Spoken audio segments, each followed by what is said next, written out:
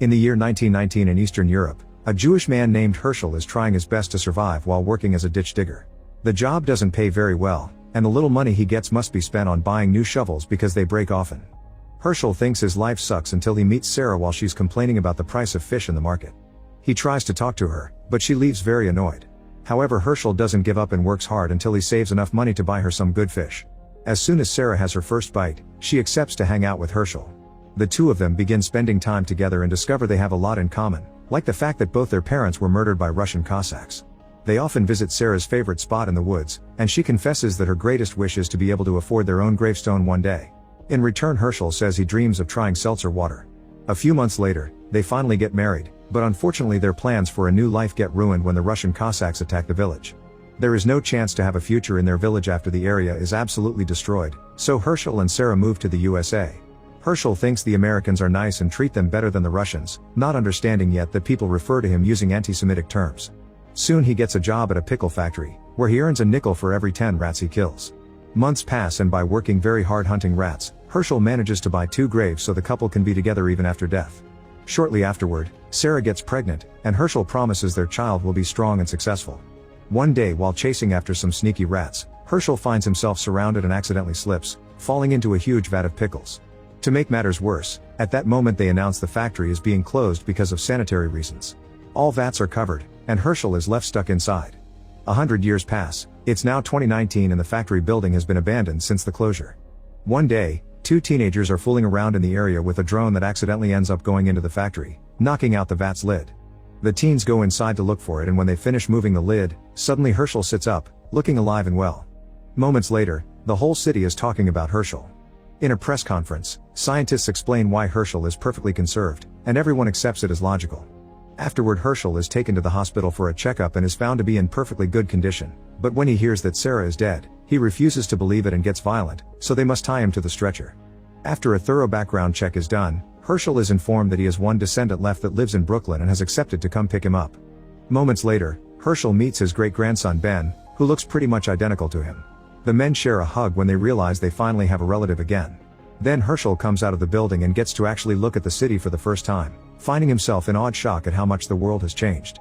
When Ben stops a taxi, Herschel at first gets startled and thinks he must fight, but Ben quickly guides him to get into the car. Once they reach Ben's apartment, Herschel is even more shocked. Ben is just middle class, but Herschel thinks his great-grandson lives in luxury, especially when he hears he owns 25 pairs of socks. Ben invites him to stay for as long as he needs and offers Herschel something to drink, shocking him once again when he offers seltzer water. There's a machine in the kitchen to make it from scratch, and Ben guides Herschel to press the button, which excites the old man. Then he gets to taste it for the first time ever, which leaves Herschel very happy. Next, Ben makes Alexa play an old song, and after some hesitation, Herschel joins the goofy dance just to have some fun.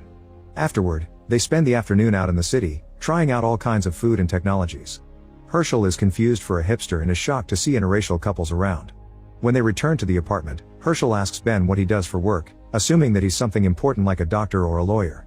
However, Ben is actually a freelance app developer, and he grabs his tablet to show Herschel how his invention works. For the past 5 years, Ben has been working on an app called BoopBop, which is a service that checks companies' ethics when buying their products. Ben hasn't sent it to any potential investors yet because it isn't ready, and he's still going crazy over some details, like the colors of the logo. Suddenly Herschel asks Ben if the man on the David Bowie poster is his dad, and when Ben says no, Herschel wonders why he sees no pictures of the family anywhere. Ben takes out an old family photo album, which gets Herschel very emotional. After seeing Sarah's picture, he discovers she had a son. Then he finds the modern pictures and asks Ben about his parents. Ben gets uncomfortable and explains that they passed away in an accident, so Herschel says they should go to the cemetery to pray for their souls. Ben gets uncomfortable again, explaining he isn't a religious guy, which disappoints Herschel. Feeling bad for the old man, the next day Ben takes Herschel to see the family graves, but Herschel is devastated to discover that the cemetery is in shambles. He can't help crying at the sight of Sarah's abandoned tombstone and begins praying for her, asking Ben to join him. However, Ben prefers to look at his phone. At that moment, some workers show up to put up a billboard of Russian vodka right on top of the graves. Seeing the word vodka makes Herschel think that the Cossacks that destroyed his home are doing this, which makes him furious as he confronts the workers to ask them to stop. Obviously the workers ignore him, which makes Herschel even angrier, and he ends up attacking the men. He knocks up the first few guys pretty quickly, but soon he's surrounded, and when Ben tries to stop them he gets beaten up too. This incident ends up with the duo being arrested, and Ben has to spend a large sum of money to bail them out.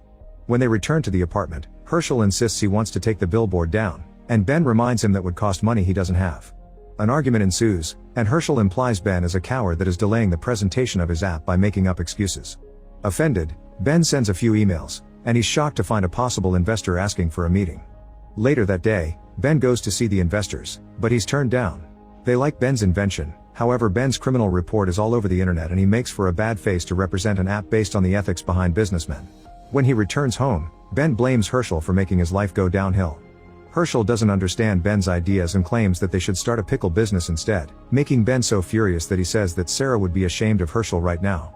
He also points out it's easy for Herschel to talk, but he can't do anything in this modern world without Ben. Hurt by all these accusations, Herschel swears to build a pickle empire without any help and make his dead relatives proud by cutting down the billboard. Before leaving, Herschel tells Ben he's a disgrace to the family name. Afterward, Herschel goes to the grocery store to buy cucumbers, but they are too expensive. While wandering around trying to think of something, he notices that the bin outside of the store has packed cucumbers in it. He immediately grabs them and gets an idea. He begins searching all the dumpsters around the city, gathering jars, salt, and random pieces to make his very own cart. He puts the cucumbers in the jars and lets the rain fill them up, finally creating pickles. Sometime later, Herschel puts up a pickle stand by the side of the road.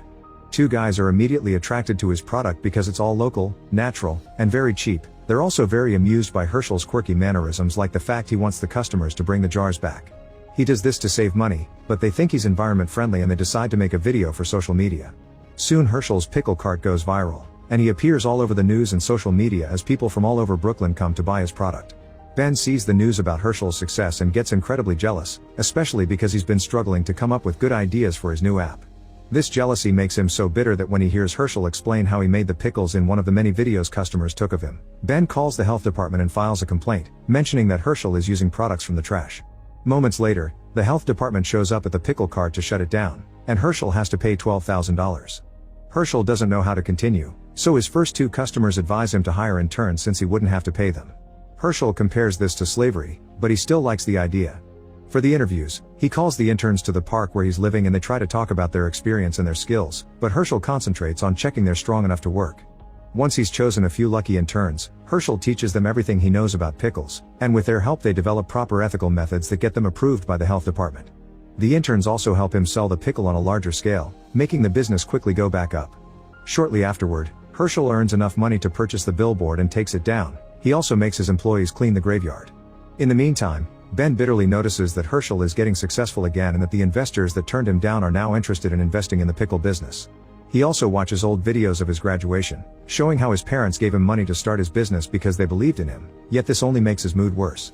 At that moment Herschel shows up at Ben's apartment to present proof of his victory and says he still wants to help Ben because at the end of the day they still are family. When Ben turns him down, Herschel comments he's more stupid than the Polish, who are already pretty stupid. Ben realizes Herschel has many old bigoted ideas and dares him to create his own Twitter account. Later in the evening, with an intern's help, Herschel tweets controversial statements about women, religion, and the queer community. The next day, angry people surround the pickle shop, protesting against Herschel's ideas and urging everyone to boycott his pickle business. Even his interns quit the job and join the protesters. Even after that, Herschel stays firm in his opinions, and soon he gets lots of support from conservative groups who see him as an icon of free speech and empowerment.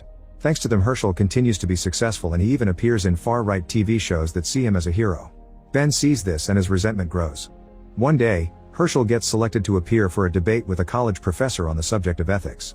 He makes lots of horrible statements about women, yet the public thinks he's brave and wants him to run for office. But then from the audience, a disguised Ben asks him about his thoughts on Christianity, and Herschel proceeds to say that the Virgin Mary invented Christianity to hide she did the dirty and calls everyone who believes in Jesus an idiot. This comment causes Herschel's admirers to turn against him and they begin chasing him down the streets of New York, so Herschel has to hide in an alleyway to save his life. Later in the evening, Herschel sees a news report about protests happening all across America to boycott him for good, and to make matters worse, authorities have dug up his past to deport him back to Eastern Europe. Since the paperwork for Herschel's arrival can't be found, the authorities have an excuse to revoke his citizenship. Herschel is declared an illegal fugitive, and the people are asked to report the police if they see him. With no way out, Herschel goes to see Ben for help by breaking into his apartment. He doesn't want to go back to Europe, so he'll be happy to go to Canada and start a business there. At first Ben says no, but he changes his mind when Herschel promises to never contact him again after this favor. The duo drives to the Canadian borders, and now they must walk through the woods to illegally enter the country. On their way, Ben accidentally cuts his palm, and Herschel tears a piece of his clothes to bandage the wound. At night, Herschel hugs Ben to keep him warm, and Ben realizes he's enjoying the time he's spending with Herschel now that doesn't have to worry about business. The next morning, they finally reach the border but have to hide when they are almost seen by Border Patrol. While waiting for the guards to leave, Ben feels bad for Herschel and confesses that he was the one who boycotted Herschel's business multiple times. He hopes that Herschel will forgive him, but instead he is punched in the face. As Ben falls unconscious, the commotion attracts the attention of the officers, so Herschel runs away with Ben's bag.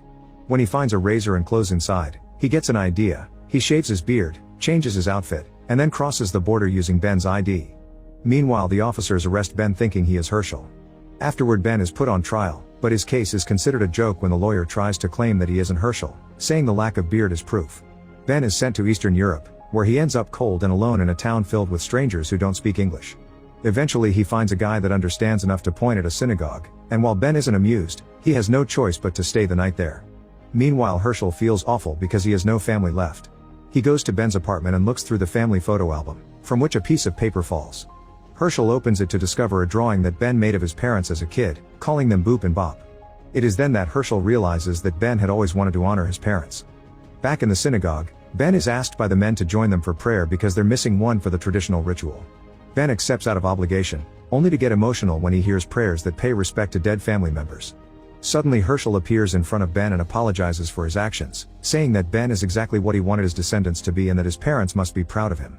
Ben apologizes as well, and after they reconcile, they go to visit Sarah's favorite spot, which isn't as pretty as it used to be. They agree their next business must be done together as a family. Herschel will be pickling more than just cucumbers while Ben does the online marketing so they can sell worldwide. Sometime later, the duo returns to Brooklyn and pays a visit to Sarah's grave. This time, Ben prays along with Herschel. Make sure to subscribe and turn on notifications so you can watch more videos like this. Thanks for watching.